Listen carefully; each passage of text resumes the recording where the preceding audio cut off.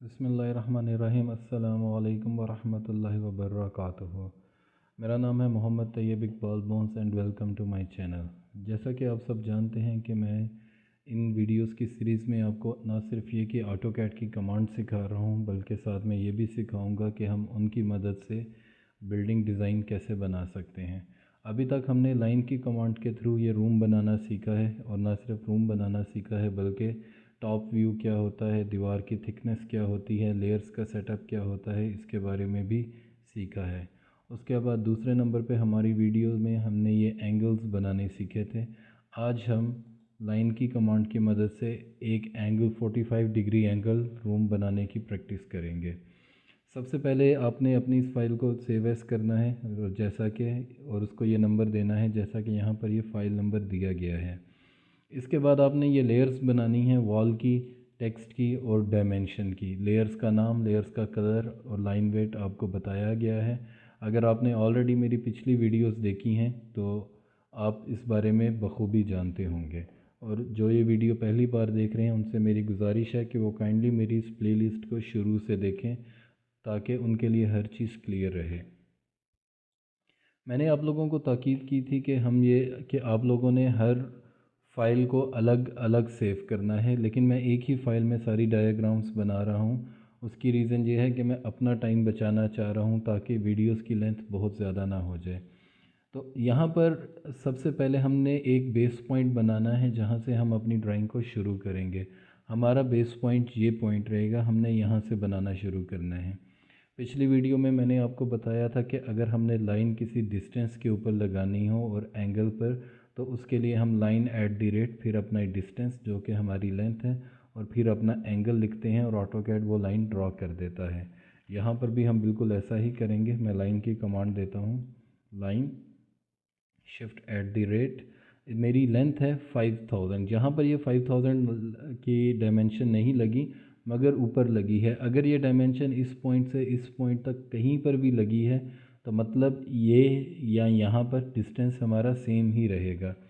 तो मेरी लेंथ है 5000 और मेरा एंगल जो कि इस साइड पर जा रहा है, ये डायरेक्शन ये 45 डिग्री एंगल की है, तो ये 45 डिग्री एंगल की मैंने लाइन लगा दी। इसके बाद मैं इसी के एंड से दोबारा लाइन लगाता हूँ। अब मेरी लेंथ है 7500 mm और मेरा एंगल होगा 135 का। ये आप तभी बना सकते हैं अगर आपने इस एक्सरसाइज की इतनी प्रैक्टिस की है, जो कि मेरी एक्सरसाइज नंबर 2 थी, कि आपको ये सारे एंगल ज़ुबानी याद हो गए हों। अगर आपको ये डायरेक्शन ज़ुबानी याद नहीं होती तो फिर ये आपके लिए बनाना मुश्किल होगा, बल्कि बहुत ज़्यादा मुश्किल होगा। तो काइंडली ये तभी शुरू कीजिएगा जब आपने इसकी प्रैक्टिस इस हद तक कर ली है कि आपको ये 8 के 8 एंगल ज़ुबानी याद हैं डायरेक्शन समेत। अब हम फिर लाइन की कमांड देते हैं। यहाँ से दोबारा हमारा डिस्टेंस है 5000 और अब हमारा एंगल होगा 225 का। और इसके बाद चाहें तो हम यहाँ पे लाके डायरेक्ट लाइन को क्लोज़ कर सकते हैं। अगर हम थोड़ा सा जूम करें तो इसके एंड पे अभी भी नहीं आ रहा, हम END टाइप करेंगे, ये डायरेक्ट इसके एंड के ऊपर आ जाएगा। सम टाइम ऐसा होता है कि जो हमारी स्नैप है वो उस स्पेसिफिक पॉइंट को डिटेक्ट नहीं करती जो कि हमें चाहिए होता है, तो हम उसकी शॉर्टकट की लिख सकते हैं। इसकी शॉर्टकट की मैंने END एंड लिखा और एंटर कर दिया और इसने इसको डिटेक्ट कर लिया।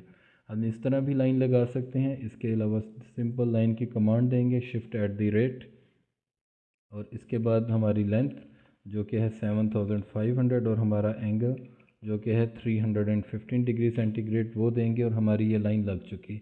अब जैसा कि मैंने पहले भी बताया था कि ये सिर्फ इंटरनल लाइंस है, अभी अपने इसको वॉल की थिकनेस में चेंज करना है। उसके लिए हम दोबारा लाइन, इसकी कई तरीक़ाकार हैं, पर मैंने जैसा कि कोर्स के आगाज़ में बताया था कि मुझे ऐसे बहुत से ज़्यादातर लोग मिले हैं जिनके लिए कीबोर्ड को इस्तेमाल करना बड़ा मुश्किल होता है और साथ में माउस को भी, तो उनकी ग्रिप बेहतर हो इसलिए मैं इसमें मैक्सिमम लेंथी वे को चूज़ कर रहा हूँ। ये अगर आप स्पीड से काम कर सकते हैं तो ये तब भी इतना लेंथी नहीं रहेगा। वो जितना ज़्यादा कीबोर्ड पे टाइप करेंगे उतनी ही जल्दी वो कीबोर्ड को पहचान लेंगे। और अगर मैं मेन शॉर्टकट्स बताने शुरू कर दूंगा जिससे और टाइम बच जाए तो क्या होगा, वो अपनी स्पीड को इम्प्रूव नहीं कर पाएंगे। तो लाइन की कमांड देते हैं, ये मेरा बेस पॉइंट। अब हमने नीचे आना है और ये हमारा एंगल होगा 225। सबसे पहले हम वॉल की थिकनेस जो कि है 200 mm, यहाँ पर लिखी भी है स्टैंडर्ड वॉल थिकनेस, 200 mm की थिकनेस की लाइन लेंथ दी, और उसके बाद हमारा एंगल जो कि है 225 डिग्री। अब हमें ये वाली डेप्थ तो मिल गई, अब हमें इस तरह की डेप्थ निकालनी है। उसके लिए दोबारा इसके एंड में लाइन लगाएंगे, shift at the rate 200, shift at the angle 315। इस लाइन को हमने डिलीट कर दिया। अब हम यहाँ से अपनी एक्सटर्नल बाउंड्री बनाएंगे, और जैसे ही एक्सटर्नल बाउंड्री बनेगी ये लाइंस वॉल में कन्वर्ट हो जाएंगी। यहाँ से हमने लाइन लगाई, शिफ्ट एट द रेट, हमारा डिस्टेंस है 5400, जो कि यहाँ पर डायमेंशन हम देख सकते हैं 5400, and shift at the angle, और हमारा एंगल है 45 का। और इसके बाद हम यहीं से दोबारा लाइन बाहर की तरफ निकालेंगे, शिफ्ट एट द रेट, और यहाँ पर हमारा डिस्टेंस है 7900, और जो हमारा एंगल है वो है 135 डिग्री का।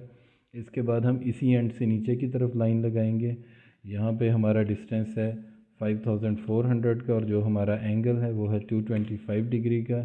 और इसके बाद हम यहाँ से लाइन लगाएंगे 7900 mm की, और जो हमारा एंगल है वो है 315 डिग्री का।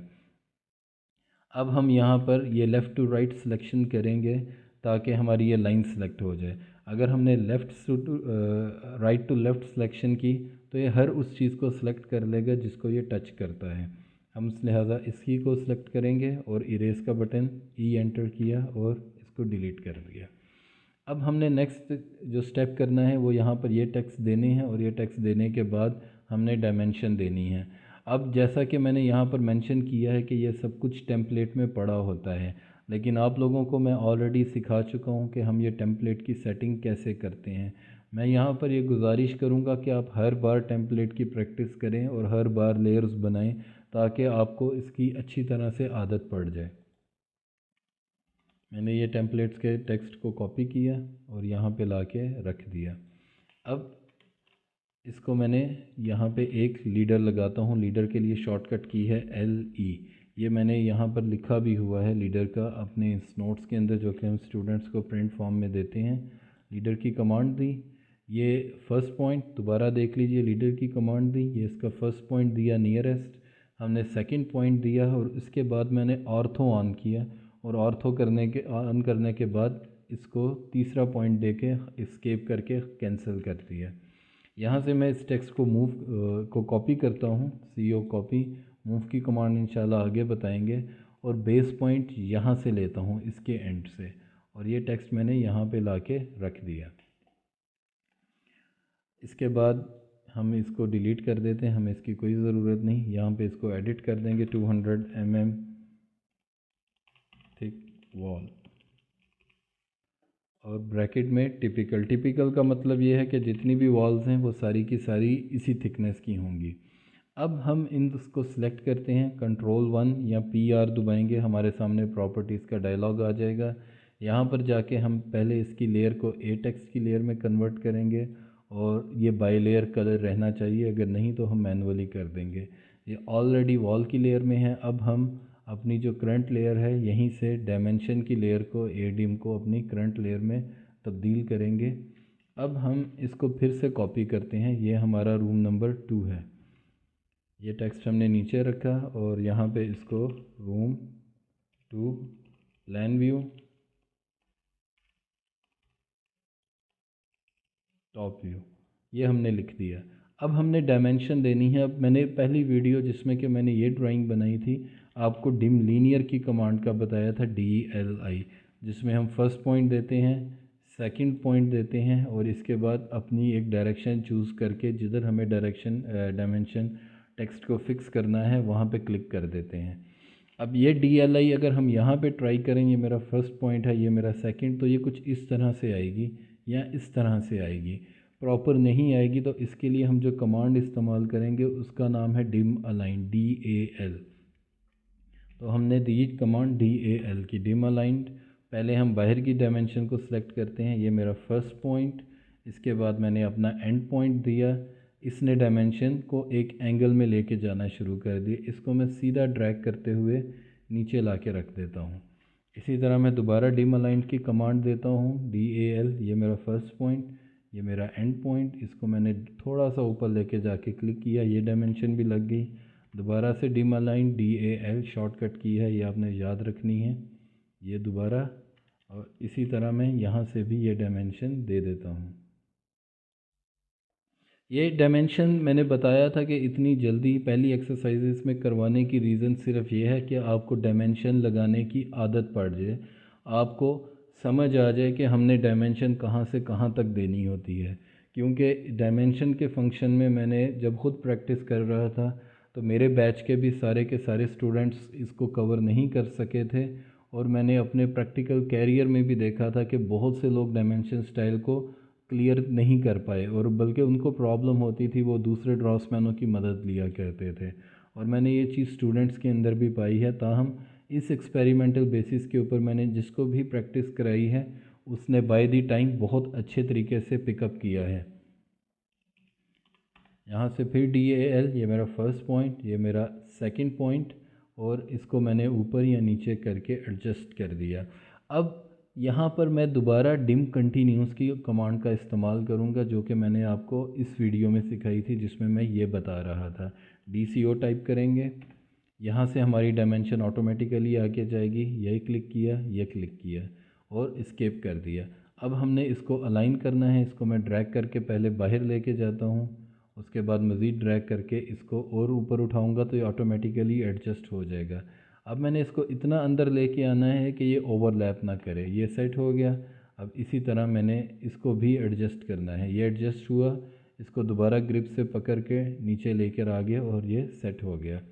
सेम वे अब हम यहाँ पर भी करेंगे। डिम अलाइंड DAL, ये कमांड दी, इसको डिम कंटिन्यूस किया, DCO ये यहाँ पर, और उसके बाद ये यहाँ पर, इसको सिलेक्ट किया, ड्रैग किया तब तक जब तक ये बाहर जाके हमें एडजस्ट होता हुआ नज़र ना आ जाए। ये सेट हो गया। इसके बाद हम इसको अंदर लेके आते हैं, नियरेस्ट ऑन रखना है। ये लाइन मिस हो गई है, मैं इसको थोड़ा सा बाहर निकालूँगा ताकि मेरी ये लाइन मुझे नज़र आए। ये लाइन लाजमी नज़र आनी चाहिए, और इसी तरह मैं इसको भी एडजस्ट करता हूँ। ये बाहर गया, इसके बाद इसे दोबारा ड्रैग करके इधर नीचे लाया और इसको एडजस्ट कर दिया। इसके और भी कई पॉसिबल सॉल्यूशन हो सकते हैं, मगर मैंने चूज़ किया है जो सब ऐसा है जो कि कोई भी आराम से कर सकता है। तो इसके साथ ही हमारी ये एक्सरसाइज भी मुकम्मल हो चुकी। मेरी कोशिश है कि वीडियो ज़्यादा लंबी ना हो। अब मैं चाहूँगा कि आप इसकी मैक्सिमम प्रैक्टिस करें। वैसे तो मैंने इसके लिए आइडियल टाइम 5 मिनट का तजवीज़ किया है, लेकिन अगर आप 5 मिनट में नहीं कर सकते तो कोई मसला नहीं है। आप इसकी कम से कम 8-10 दफ़ा प्रैक्टिस करें ताकि आपके अंदर इतना एतमाद आ जाए कि आप किसी भी तरह का कमरा बना सकते हैं। एक बात जहन में रखिएगा, अगर आप ये रूम बना सकते हैं, आप ये रूम बना सकते हैं, तो मतलब आप कोई भी रूम बना सकते हैं। एक दो और टाइप के रूम्स हैं जो कि मैंने आपको कल दिखाए थे। मैं दोबारा आपको उनके बारे में दिखा देता हूँ, उनकी एक पिक्चर, जिनको हम अगली आने वाली वीडियोस में बनाएंगे। फाइल्स ओपन हो रही हैं।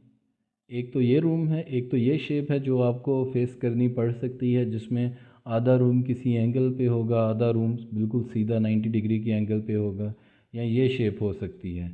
इस इन्हीं शेप्स में आपको ज़्यादातर रूम्स मिलने हैं, या फिर आर्क शेप में होंगे। तो अगर आप ये रूम बना सकते हैं तो मतलब आपके अंदर इतना कॉन्फिडेंस होगा कि आप कोई भी बिल्डिंग बना सकते हैं। यकीन मानिए ये कोई बहुत बड़ी बात नहीं है, बहुत मुश्किल काम नहीं है, सिर्फ़ आपके अंदर एतमाद होना चाहिए। तो चलें इंशाल्लाह अगली वीडियोस में इनकी भी प्रैक्टिस करेंगे। इजाज़त दीजिए, अल्लाह हाफ़िज़।